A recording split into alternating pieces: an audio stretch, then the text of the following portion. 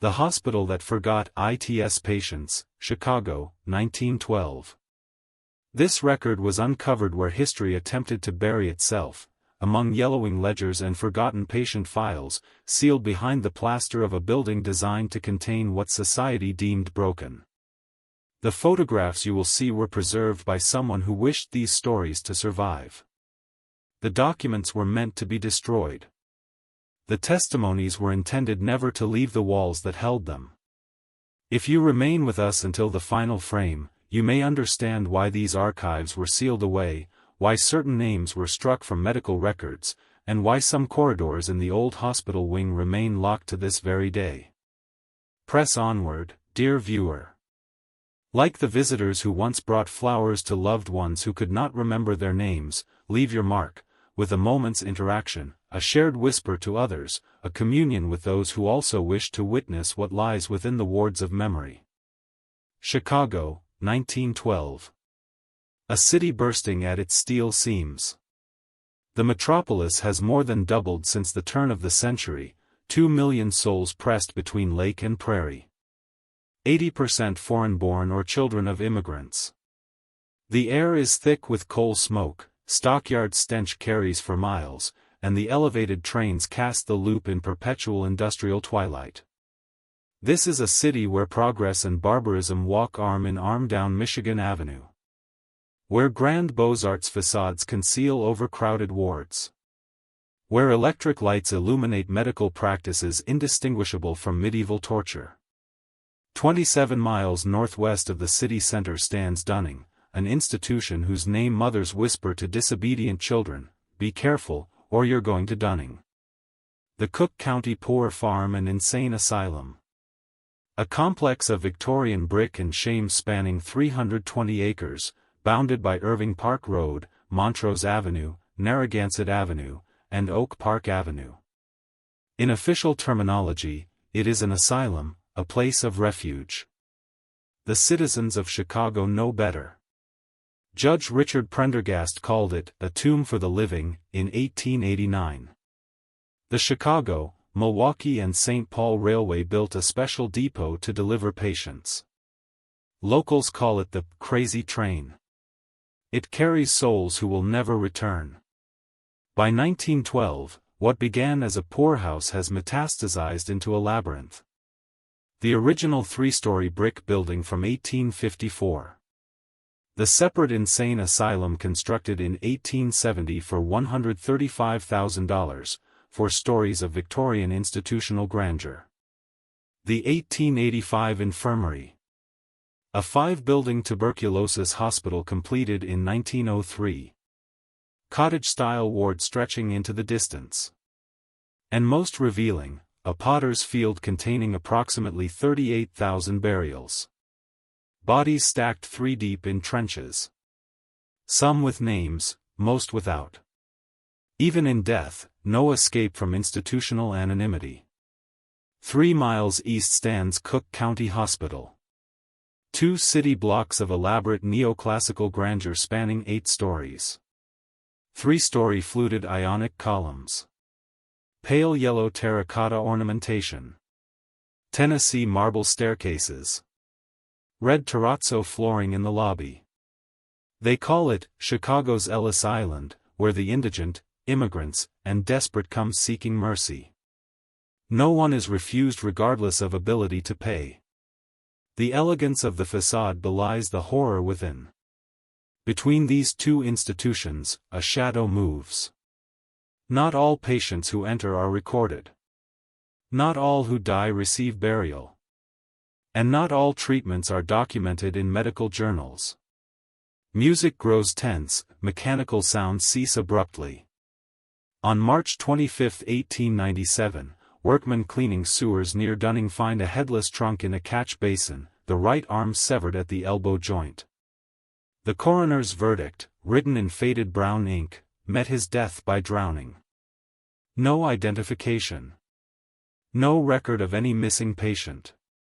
Asylum officials confirm the clothing bears no institutional marks. The case appears on the Chicago Tribune's list of unsolved mysteries of 1897. 15 years later, it remains unsolved.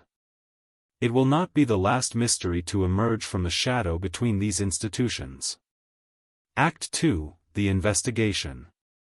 Paper rustling sounds, distant typewriter clicking. This investigation begins with a ledger. Pages turning slowly. The weathered leather binding cracked with age. Pages the color of weak tea, filled with copperplate handwriting that slants sharply right, as if the letters themselves are rushing toward some inevitable conclusion. June 30, 1912. The official closure of Dunning as a county facility. July 1, 1912. The reopening as Chicago State Hospital under state control. Between these 2 days, patients vanished. Martha Whitten, admitted for melancholia following her infant's death from diphtheria.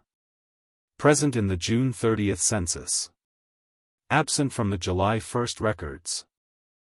Theodore Hamlin, diagnosed with dementia praecox after claiming to receive messages through his dental fillings. Present, then absent. Eliza Conway, commitment papers signed by her husband after she questioned his financial dealings. Present, then absent. 23 names in all. 23 souls erased in a single institutional night. Faint, distant screams that might be machinery or humans. The investigation uncovers a series of documents that should not exist. A second ledger, found behind a loose wall panel during renovations in 1947. The pages water-damaged, mold-spotted, but legible.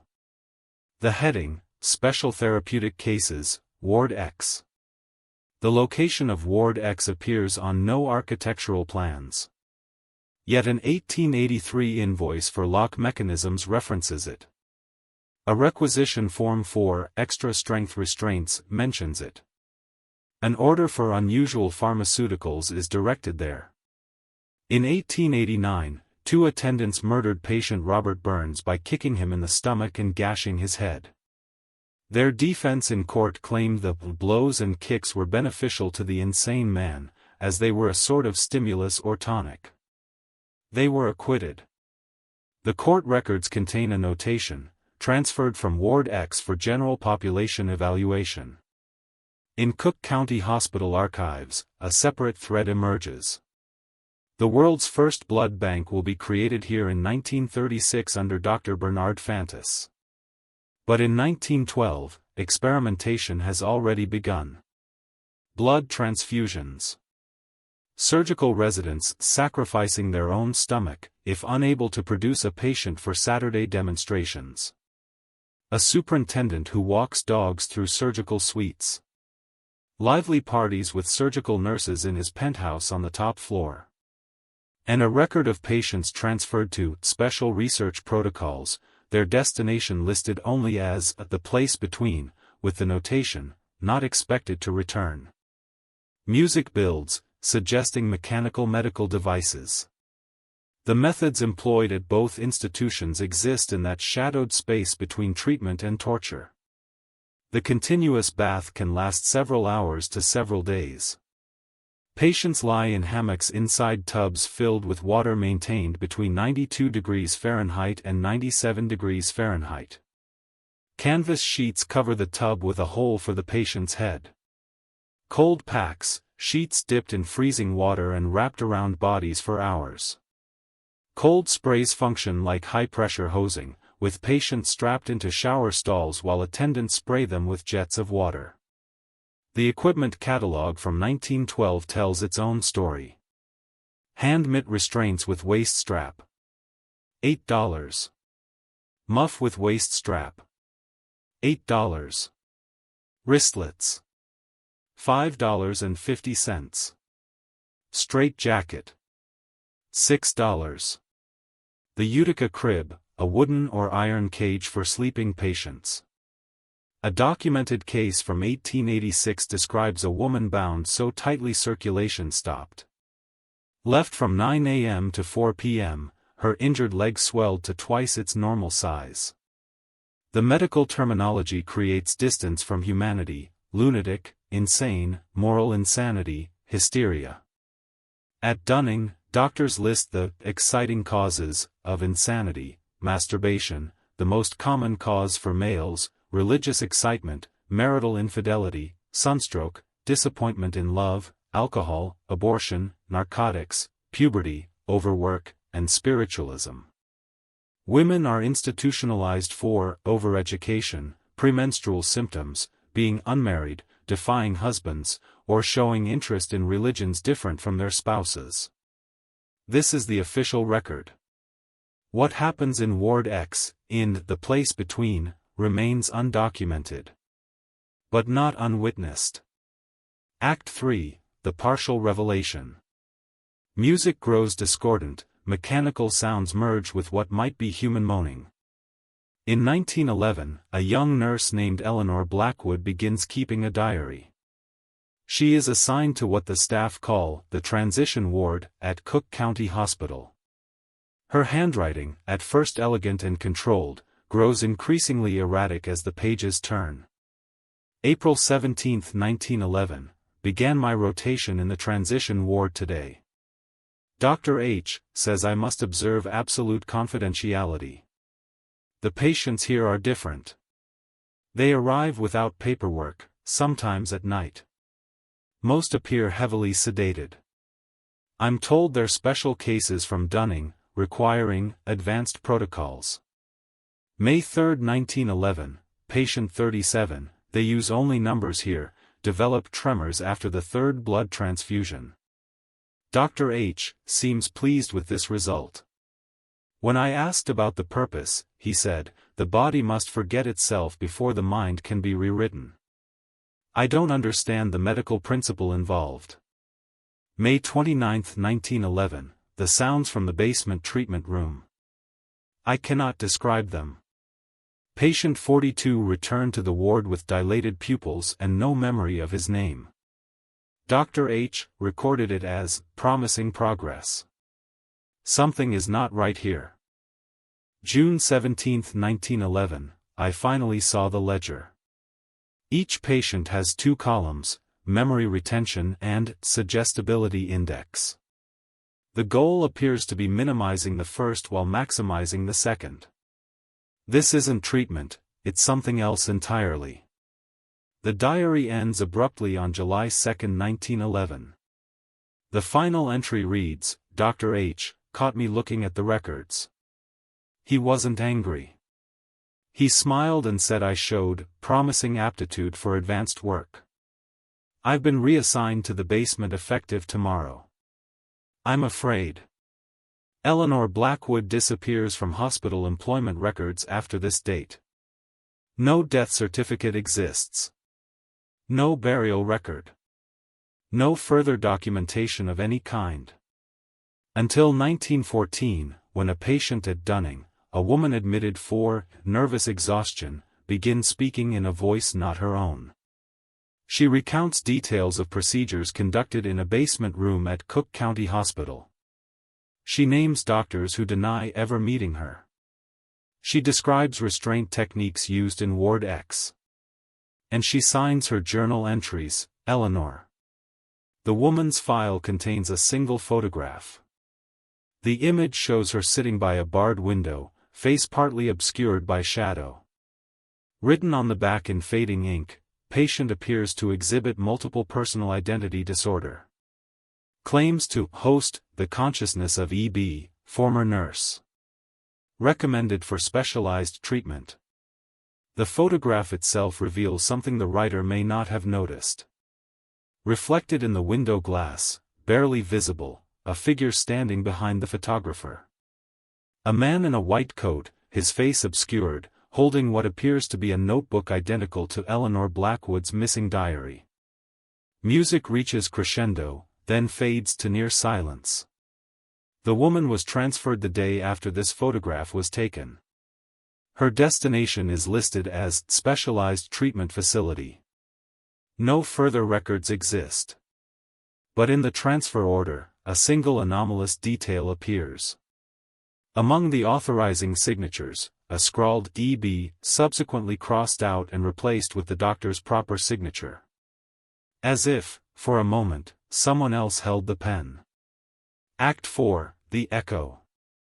Music becomes melancholy, distant piano returns. What remains of this institutional memory? What echoes still reverberate through the corridors of time? The building that housed Dunning still stands, repurposed, renamed, its darkest corners sealed away. Chicago Read Mental Health Center occupies the grounds now. Few employees know what lies beneath certain locked wings, or why the oldest sections remain abandoned. Cook County Hospital closed in 2002, sat vacant for nearly 2 decades while only the rats visit regularly, and the occasional entrepreneur looking to steal old copper wires. Now converted to a hotel, retail space, and medical offices. Guests sleep where patients once screamed, shop where gurneys once rolled, dine where bodies once cooled. Time covers all wounds with fresh plaster and commercial paint. The physical evidence dwindles. Records mysteriously burn. Photographs fade. Witnesses die. But something persists. In 1962, during renovations at the former Cook County Hospital, workers discover a sealed room in the sub-basement. The space contains a single chair bolted to the floor, leather restraints attached to the arms and legs. Facing the chair, a motion picture projector aimed at a blank wall. The workers report the room smells of chemicals and something else we couldn't identify. Hospital administration orders the room sealed again. No record of the discovery appears in official documents. In 1978, a night janitor at the Chicago Read Mental Health Center reports hearing voices from an abandoned wing. Not modern voices, he writes in his incident report. They sound like old phonograph recordings. Names and numbers. The same sequence repeating for hours. When investigators arrive, they hear nothing. The janitor is dismissed from his position. In 1993, a patient claims to receive messages from the others still trapped in the system. When asked to identify these others, she recites 23 names. Among them, Martha Whitten, Theodore Hamlin, Eliza Conway. The same 23 names missing from the July 1, 1912 records. The woman has no access to historical archives. When questioned, she says simply, "They want to be remembered. They want to come home." In 2018, during the conversion of Cook County Hospital to commercial use, construction workers uncover a collection of glass plate negatives sealed inside a wall cavity. Most are conventional hospital photographs from the early 1900s. Patient admissions. Surgical procedures. Staff portraits. But one plate stands apart. It shows what appears to be a group photograph of 23 individuals standing in front of a doorway marked X. Their faces are deliberately blurred, not by damage to the plate, but by motion during the exposure. As if each subject turned their head at the precise moment the photographer captured the image. On the back of the glass plate, etched with a diamond stylus, "We are still here. We are still waiting. We have not forgotten, even if they have." The plate is now housed in the Chicago History Museum archives. Officially, it is categorized as unidentified medical personnel, circa 1910 to 1915. But those who view it report an unsettling sensation. The feeling of being observed from within the photograph itself. The impression that the blurred faces are not turning away, but turning toward the viewer. Trying to be seen. Trying to be remembered. Music fades almost completely. Perhaps the most troubling evidence emerged in 2015, when a researcher studying institutional memory interviewed former employees of both facilities. Among the testimonies, a pattern emerged. A specific nightmare reported independently by 17 different individuals who had worked at either location. In the dream, they find themselves walking a long corridor lined with doors. Behind each door, a patient calls their name. They try each handle, but the doors are locked. At the end of the corridor stands a figure in white, holding a ledger. When they approach, the figure looks up. Its face is their own, aged and distorted by institutional time. The figure speaks just 4 words. "You forgot about us." Single piano note holds, then silence. The story of these forgotten patients reveals itself not as a single, coherent narrative, but as fragments scattered through time. Echoes reverberating from 1912 into our present moment. Faces peering from institutional windows, mouths forming words we can no longer hear. They are lost in the spaces between institutions. In the transition from county to state control. In the gap between treatment and torture. In the shadow between memory and forgetting. Sometimes, on quiet nights, employees at the Chicago Read Mental Health Center report hearing the distant sound of a train. The wheels on steel rails, the whistle cutting through darkness. The crazy train, making its final delivery. We have walked the corridors of this institutional memory together. We have glimpsed faces in darkened windows, heard voices in sealed rooms, touched the pages of ledgers meant to remain closed. The hospital forgot its patients. But we need not repeat that institutional sin. Memory requires witnesses. Witnesses require communion. If these shadows from 1912 have found resonance within you, if you felt, for even a moment, the weight of those 23 names erased between June 30th and July 1st, then you have already begun the work of remembering. Share this communion. Speak these forgotten names to others. Martha Whitten. Theodore Hamlin. Eliza Conway. Extend your hand to those who also wish to bear witness. For as long as their stories circulate among us, they are not truly forgotten. And perhaps somewhere, in the long corridors of time, in the space between institutions, in the shadow between worlds, they hear their names. They know they are remembered. The ledger remains open. The record continues. And the next patient file. Music fades to near silence. Maybe your own.